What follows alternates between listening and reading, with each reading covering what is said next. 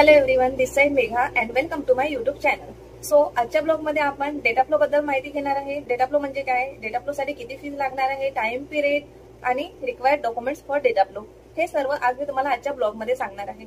तर data flow म्हणजे जे आपले ओरिजिनल डॉक्युमेंट्स असतात त्याचं व्हेरिफिकेशन. हा एक डेटा फ्लोचा ग्रुप असतो आणि या ग्रुपद्वारे आपल्या युनिव्हर्सिटी थ्रू याचं व्हेरिफिकेशन होतं. म्हणजे आपल्या डॉक्युमेंट्स मध्ये काही फॉल्ट वगैरे नाही आहे हे व्हेरीफाय केलं जातं. त्यानंतर डेटा फ्लो करण्यासाठी आपल्याकडे जीएनएमचा डिप्लोमा किंवा बीएससी ची डिग्री असणं आवश्यक आहे. देन जीएनएम नंतर 2 to 3 year experience and BSc नंतर 1 year एक्सपिरियन्स इज मॅन्डेटरी. आणि हा एक्सपिरियन्स जेव्हा आपलं रजिस्ट्रेशन होतं त्यानंतरचा काउंट केला जातो. कुणी रजिस्ट्रेशनच्या आधी पण जॉब करतात, रजिस्ट्रेशनच्या आधीचा एक्सपिरियन्स व्हॅलिड नसतो, रजिस्ट्रेशन नंतरचाच एक्सपिरियन्स व्हॅलिड पकडला जातो. तर फक्त सौदीसाठीच नाही तर तुम्हाला इतर कुठल्या पण गल्फ कंट्रीमध्ये अप्लाय करायचं असेल तर सर्व गल्फ कंट्रीसाठी डेटा फ्लो हा खूप मोठा रोल प्ले करतो. तुम्हाला दुबईसाठी अप्लाय करायचं असेल, ओमान, कतार, दोहा, कुवेत कुठे पण जरी अप्लाय करायचं असेल कुठल्या पण गल्फ कंट्रीसाठी तर हा डेटा फ्लो खूप खूप इम्पॉर्टंट आहे. तर डेटा फ्लो साठी लागणारे डॉक्युमेंट्स ओरिजिनल डिग्री किंवा diploma certificate, registration certificate, registration नंतर तुम्ही तुमचं रजिस्ट्रेशन रिन्यू केलं असल्यास रिन्यू सर्टिफिकेट, पासपोर्ट आणि एक्सपिरियन्स सर्टिफिकेट. तुम्ही डेटा फ्लो हा स्वतः पण करू शकता किंवा कन्सल्टन्सी थ्रू पण करू शकता. स्वतः करायचं असल्यास जर तुम्हाला तुमचा डेटा फ्लो स्वतः करायचा असल्यास तुम्ही गुगलवर SCFHS लॉगिन सर्च करू शकता.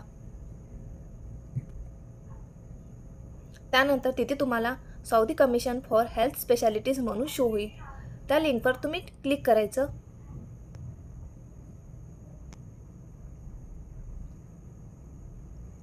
त्यानंतर पुढे तुम्हाला गो टू सर्व्हिसचं ऑप्शन येईल, तिथे क्लिक करायचं आणि साइन अप मध्ये क्लिक करायचं आणि आपली ॲप्लिकेशन फिल करायची. तिथे तुम्हाला एक ॲप्लिकेशन शो होईल. त्या ॲप्लिकेशन मध्ये तुम्हाला तुमचे पूर्ण पर्सनल डिटेल्स फिल करायचे आहे. ॲप्लिकेशन भरते वेळेस तुमचा व्हॅलिड मेल आयडी आणि व्हॅलिड मोबाईल नंबर भरायचा आहे.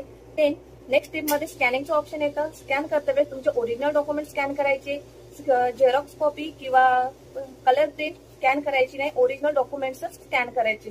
त्यानंतर नेक्स्ट स्टेप मध्ये पेमेंटचं ऑप्शन येतं. पेमेंट तुम्ही क्रेडिट कार्डने किंवा डेबिट कार्डने पण करू शकता. मे बी पेमेंट 25,000 to 30,000 असेल.